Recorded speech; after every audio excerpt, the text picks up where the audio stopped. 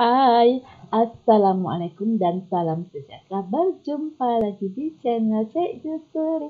Okey, hari ini cikgu akan membincangkan bab 3 komunikasi, anak topik bentuk komunikasi.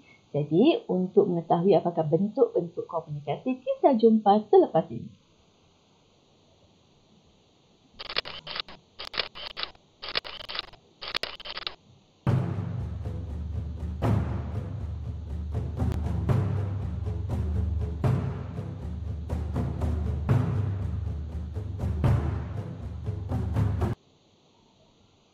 Okey, anak-anak pelajar, pada kali ini, pada sesi ini, cikgu akan menerangkan tentang bentuk-bentuk yang terdapat dalam komunikasi.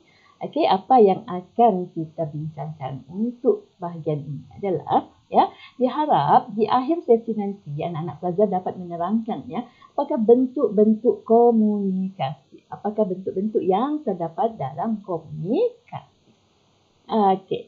Untuk anak topik komunikasi, bentuk komunikasi ini, kita ada komunikasi menegak, yang mana komunikasi menegak ini adalah komunikasi yang berlaku secara dari atas ke bawah ataupun dari bawah ke atas mengikut hierarki.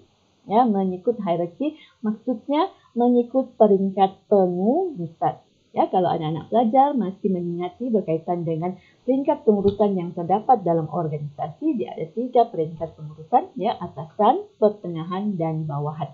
Jadi, proses ataupun bentuk komunikasinya akan berlaku daripada peringkat pengurusan atasan kepada pertengahan, daripada pertengahan kepada bawahan, ataupun daripada bawahan kepada pertengahan, pertengahan kepada atasan. Okey, contohnya, daripada pengurus besar kepada pengurus pemasaran, pengurus pemasaran kepada ketua unit jualan bahagian pemasaran, ataupun dari ketua unit jualan pemasaran itu kepada pengurus pemasaran dan pengurus pemasaran kepada pengurus besar. Itu dinamakan sebagai komunikasi menegak. Komunikasi yang berlaku dari secara mengikut peringkat pengurusan ataupun mengikut hierarki, sama ada dari atas ke bawah ataupun daripada bawah ke atas.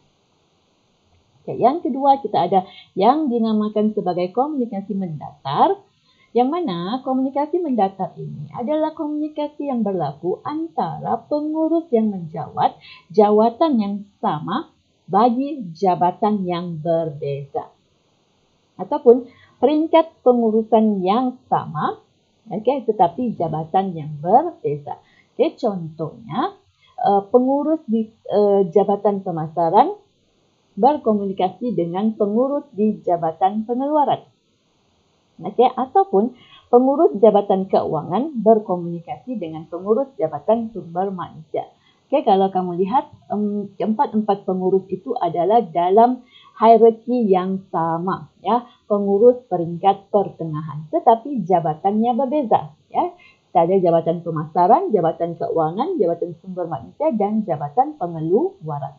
Jadi, komunikasi mendatar ini dia berlaku bagi peringkat pengurusan yang sama ataupun pengurus yang mempunyai jawatan yang sama dalam peringkat ataupun jabatan yang berbeza. Yang ketiga, kita ada komunikasi melintang. Komunikasi melintang adalah komunikasi yang berlaku bagi staf di hierarki yang berbeza dan jabatan yang berbeza. Peringkat pengurusan berbeza dan jabatan berbeza. Contohnya, pengurus pemasaran berkomunikasi dengan ketua audit bahagian keuangan. Pengurus sumber manusia berkomunikasi dengan ketua unit jualan di bahagian pemasaran. Itu dinamakan sebagai komunikasi melintang. Komunikasi yang berlaku di peringkat pengurusan yang berbeza dan hierarki yang berbeza dan jabatan yang berbeza. Dan ketiga-tiga komunikasi ini dia boleh berlaku dalam 2 bentuk lagi, iaitu sehala dan dua hala. Untuk memudahkan pemahaman anak-anak pelajar, cuba lihat gambaran yang cikgu beri ini. Okey, kalau kamu lihat petak tengah-tengah itu yang menegak itu, okey, yang cikgu labelkan merah itu, daripada pengurus besar kepada pengurus pengeluaran, kemudian pengurus pengeluaran kepada ketua unit kualiti. Okey, ini adalah bentuk komunikasi menegak. Ya, sama ada berlaku dari atas ke bawah ataupun dari bawah ke atas dalam mengikut hierarki yang berbeza. Ya, pengurus atasan, pengurus pertengahan dan pengurus bawahan. Okey, kemudian petak yang besar tu yang di luar itu, kalau kamu lihat ya, pengurus pemasaran, dia tengok kepada dia punya anak panah, berkomunikasi dengan ketua unit audit, pengurus keuangan berkomunikasi dengan ketua unit kualiti, pengurus pengeluaran pula berkomunikasi dengan ketua unit jualan. Okey, peringkat yang berbeza, jabatan yang berbeza. Okey, ini adalah komunikasi melintang. Okey, dan satu lagi petak yang kecil itu sebelah dalam, ya, pengurus pemasaran kepada pengurus pengeluaran kepada pengurus keuangan adalah bentuk komunikasi mendatar. Okey, peringkat yang sama ataupun jawatan yang sama di jabatan yang berbeza. Okay, dan ketiga-tiga bentuk komunikasi ini boleh berlaku secara sehala dan wahala. Okey, ya, cikgu harap anak-anak pelajar boleh faham dengan jelas dan boleh memahami konsep ketiga-tiga bentuk komunikasi ini melalui contoh yang cikgu beri. Okey, anak-anak pelajar, jadi rasanya setakat ini sahaja perkongsian cikgu untuk kali ini. Cikgu harap video ini bermanfaat kepada anak-anak pelajar untuk memudahkan pemahaman anak-anak pelajar berkaitan dengan bentuk komunikasi.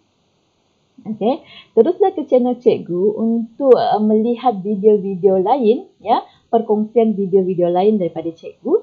Okey, sharekan ya channel cikgu kepada rakan-rakan yang lain. Okay, jadi sampai di sini sahaja. Cikgu ucapkan sekali lagi terima kasih atas kesudian menonton video cikgu. Ya, sampai jumpa lagi. Bye.